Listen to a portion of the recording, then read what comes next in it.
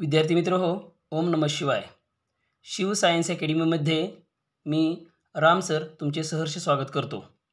आज आपण इयत्ता 7वीचा लेसन 16 नॅचरल रिसोर्सेस पार्ट 3 पाहणार आहोत. पार्ट फर्स्ट आणि सेकंडमध्ये आपण मिनरल्स अँड ओर्स आणि त्याचबरोबर फ्युएल्स या नॅचरल रिसोर्सेसचा अभ्यास केला. आज फॉरेस्ट रिसोर्सेस म्हणजे जंगल साधनसंपत्ती याविषयी माहिती पाहणार आहोत. Extensive area covered bye a variety of plants called forest. पहिल्यांदा आपल्याला फॉरेस्टची डेफिनेशन दिलेली आहे. Extensive area covered bye variety of plants, विविध प्रकारच्या वनस्पतींनी व्यापलेला जमिनीचा भाग, त्याला फॉरेस्ट असं म्हटलं जातं. About 30% of total land of world covered bye forest. जगातली 30% जमीन ही जंगलांनी व्यापलेली आहे. त्यानंतरचा मुद्दा बघा, प्रोटेक्टिव्ह फंक्शन्स ऑफ फॉरेस्ट. जंगलाची प्रोटेक्टिव्ह फंक्शन्स म्हणजे संरक्षणात्मक कार्ये. दोन प्रकारची कार्ये जंगलाची आहेत आपल्याला अभ्यासाला, प्रोटेक्टिव्ह आणि प्रोडक्टिव्ह. त्यामधलं पहिलं प्रोटेक्टिव्ह फंक्शन्स ऑफ फॉरेस्ट. त्या चार कार्य दिलेले आहेत. पहिलं आहे prevent soil erosion. Soil erosion म्हणजे जमिनीची धूप थांबवणं, हे काम जंगल करतं. दुसरं कंट्रोल फ्लड्स, म्हणजेच या फ्लड्स म्हणजे महापूर नियंत्रण केले जातात. प्रोटेक्ट वाईल्ड लाईफ, जंगली जीवांचं संरक्षण करण्याचं कामसुद्धा जंगल करतं. जंगली जीवांना आसरा दिला जातो, जंगली प्राण्यांना. Maintain balance of atmospheric gases.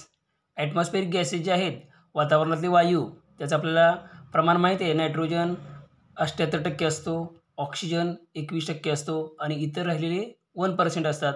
तर ते ऑक्सिजन झाडं सोडतात आणि त्यामुळं ॲटमॉस्फेरिक गॅसेसचं बॅलन्स राखण्याचं काम, महत्त्वाचं काम हे फॉरेस्ट करतं. त्यानंतर पुढचं आहे प्रोडक्टिव्ह फंक्शन्स ऑफ फॉरेस्ट. या फॉरेस्टची प्रोडक्टिव्ह म्हणजे उत्पादक कार्य. पहिलं आहे गिव्ह मेडिसिनल प्लांट्स लाईक अडुळसा, आमला, हिरडा, बेहडा.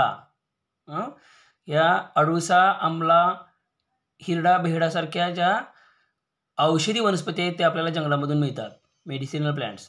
दुसरा आहे give strong and durable wood. मजबूत आणि टिकाऊ लाकूड मिळतं. Of tick, Neem, mahogany. टीक म्हणजे सागवान, नीम, महोगनी यासारख्या वनस्पतींचं टिकाऊ लाकूड मिळतं. लाकूड जे कशासाठी उपयोग असतं? For furniture, farming implements, construction work ॲटसेट्रा. ज्या लाकडाचा उपयोग आपल्याला फर्निचरसाठी, विविध साधनं बनवण्यासाठी, शेतीची, त्याचबरोबर कन्स्ट्रक्शन म्हणजे बांधकाम कामासाठी त्यांचा उपयोग होतो. गिव्ह रबर, गम, ॲरोमॅटिक सबस्टन्सेस. आणि काय देतो जंगल? तर रबराची झाडं असतात पहा. आपल्या देशामध्ये केरळ राज्यामध्ये रबराची झाडं जास्त आहेत. तर रबर, गम, ॲरोमॅटिक सबस्टन्सेस सुगंधित पदार्थ मिळतात जंगलापासून. Give fragrant essential oil from kewda, eucalyptus etcetera. केवडा वनस्पती, इक्लॅप्टस म्हणजे निलगिरी वनस्पती यांच्यापासून तेल मिळतं, ज्याचा उपयोग for soap, cosmetics and incense sticks. ज्याचा उपयोग साबणामध्ये, कॉस्मेटिक्स, सौंदर्य प्रसाधनामध्ये, इन्सेन्स स्टिक, उदबत्तीमध्ये, अशा विविध पदार्थामध्ये केला जातो. Give fruits, bulbs and roots. Bulbs and roots म्हणजे कंदमुळे. हनी, सीलिंग वॅक्स, मेन, कॅटचू, काथ, डाईज म्हणजे रंग इत्यादी गोष्टी आपल्याला या जंगलामधून मिळत असतात. ही आपली प्रोडक्टिव्ह फंक्शन्स झाली. यानंतर पुढचा मुद्दा आहे हाऊ टू कन्झर्व फॉरेस्ट. या जंगलांचं संरक्षण कसं करायचं. 3 गोष्टी दिलेल्या आहेत. First, young tree should not be cut. ही लहान झाडं आहेत किंवा जे हिरवी झाडं आहेत ते कापायची नाहीत. Many more trees should प्लॅन्टेड than cut down. जेवढी झाडं कापली जात आहेत त्याच्यापेक्षा जास्त झाडं लावली पाहिजेत, त्यांचं संरक्षण केलं पाहिजे. Should strict laws against forest tree cutting. जंगलतोड किंवा वृक्षतोड याविषयी यासंबंधी स्ट्रिक्ट लॉज म्हणजे कडक कायदे झाले पाहिजेत. याद्वारे आपण काय करू शकतो? जंगलांचं कन्झर्वेशन, फॉरेस्ट म्हणजे संरक्षण करू शकतो. त्यानंतर पुढचा मुद्दा आहे ओशन रिसोर्सेस. ओशन म्हणजे महासागर. महासागरी साधनसंपत्ती. Billions of tons of minerals is in dissolve state and at sea beds. या समुद्राच्या पाण्यामध्ये आणि समुद्राच्या तळाशी लाखो कोट्यावधी टन मिनरल्स म्हणजे खनिजे आहेत.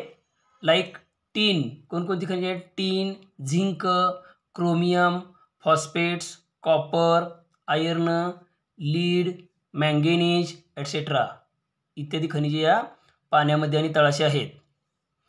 We got gems, conches, shells and pearls from sea. समुद्रामधून आपल्याला जेम्स म्हणजे मौल्यवान खडे, कंचेस, शेल्स शंख शिंपले, पर्ल्स म्हणजे मोती. हे समुद्रामधले मोती खूपच महागडे असतात किंवा सोन्यापेक्षाही जास्त किमतीचे हे पर्ल्स मोती असतात, खरे मोती. ते या समुद्रामधून मिळतात. There are large scale reserves of mineral oil and natural gas at the bottom of sea. या बॉटम ऑफ सी समुद्राच्या तळाशी मोठ्या प्रमाणावर मिनरल ऑइल आणि नॅचरल गॅस याचा आपण अभ्यास केलेला आहे. मिनरल ऑइल आणि नॅचरल गॅस हे मोठ्या प्रमाणावर त्याचे साठे आहेत. याविषयीच माहिती दिली आहे बघा. First mineral oil well of India. भारताची पहिली तेल विहीर मिनरल ऑइल वेल. सागर सम्राट, ज्याचं नाव आहे सागर सम्राट, ड्रिल्ड इन 1974 1974 ही खणली गेलेली आहे. ॲट ऑइल फील्ड बॉम्बे हाय नावाच्या ठिकाणी किंवा तेल क्षेत्रामध्ये ती सागर सम्राट विहीर खणली गेली. It is in sea. समुद्रामध्ये आहे, मुंबईजवळ, near Mumbai. And obtained gas carried via pipeline to Uran. आणि तिथं निर्माण होणारा जो गॅस आहे, आपल्याला माहिती आहे मिनरल ऑइल बरोबरच नॅचरल गॅस सापडतो, तर तो पाईपलाईनद्वारे मुंबई शेजारीच उरण या ठिकाणी आणला जातो. यानंतर पुढं बघा, हा पुस्तकामध्ये चौकोन आहे बघा. Mineral resources from ocean. ओशनमधून मिळणारे मिनरल्स म्हणजे खनिजे. पहिला आहे थोरियम आणि युरेनियम यांचा उपयोग ॲटॉमिक एनर्जीमध्ये केला जातो, आपल्याला माहिती आहे ॲटॉमिक एनर्जी. दुसरा आहे magnesium used in bulb of camera, flash bulb of camera, फ्लॅशमध्ये केला जातो. पुढचा आहे पोटॅशियम. या पोटॅशियमचा उपयोग सोप, ग्लास, फर्टिलायझर यांच्या उत्पादनासाठी केला जातो. सोप, ग्लास, फर्टिलायझर, खतं. पुढचा घटक आहे मिनरल आहे सोडियम. याचा उपयोग क्लॉथ आणि पेपर, कापड आणि कागद यांच्या उत्पादनामध्ये केला जातो. आणि शेवटचा मिनरल आहे sulphate. Used in making artificial silk. कृत्रिम रेशीम बनवण्यासाठी या सल्फेटचा उपयोग केला जातो. पुढचा आहे bio resources in ocean. Bio resources, पहिले बघितले मिनरल रिसोर्सेस, आता बायो रिसोर्सेस. फिशेस, समुद्रामधून आपल्याला मासे मिळतात, ज्याचा उपयोग आपण सी फूड म्हणून करतो, समुद्री खाद्य म्हणून. यामध्ये माशाचे कोणते प्रकार दिले बघा. प्रॉम्फ्रेट, सीरफिश, श्रिम्स, प्रॉन्स असे मासे आपल्याला मिळतात. पुढं dried shrimp, Bombay duck powder. हे वाळवलेले श्रिम्प आणि बॉम्बे डक पावडर यांचा उपयोग कशासाठी केला जातो, तर पोल्ट्री फीड, पोल्ट्रीतलं खाद्य, अँड अ गुड मॅन्युअर आणि चांगलं खत म्हणून या ड्रायड श्रिम्प आणि बॉम्बे डक पावडरचा केला जातो उपयोग. शेल्स, शंख शिंपले, used for preparation of medicines, औषधामध्ये, ऑर्नामेंट्स म्हणजे अलंकारामध्ये, डेकोरेटिव्ह आर्टिकल्स म्हणजे शोभेच्या वस्तू बनवण्यासाठी या शेल्सचा, कंचेसचा उपयोग केला जातो.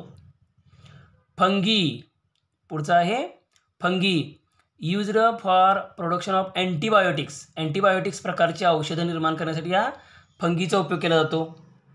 त्यानंतर शार्क अँड कॉडफिश ऑइल. शार्क आणि कॉडफिश यांच्यापासून ऑइल मिळतं, तेल मिळतं, एडिबल ऑइल, जे ADE या व्हिटॅमिन्सनी समृद्ध असतं. आणि शेवटचा बायो रिसोर्स आहे सी कक्युंबर, समुद्र काकडी, सी कक्युंबर, ज्याचा उपयोग युज्ड ॲज मेडिसिन, औषधामध्ये केला जातो. कुठल्या औषधामध्ये, तर कॅन्सर आणि ट्युमर्स, कर्करोग आणि ट्युमर्स याच्या उपचारासाठी या सी कक्युंबरचा उपयोग केला जातो. आणि या धड्यामधला शेवटचा मुद्दा आहे मरीन ऑक्युपेशन्स, सागरी व्यवसाय. 4 दिलेत बघा. फिशिंग, मुख्य व्यवसाय हा मासेमारी. साल्ट फार्मिंग, मीठ बनवणे, मोठा व्यवसाय हा, बिग इंडस्ट्री.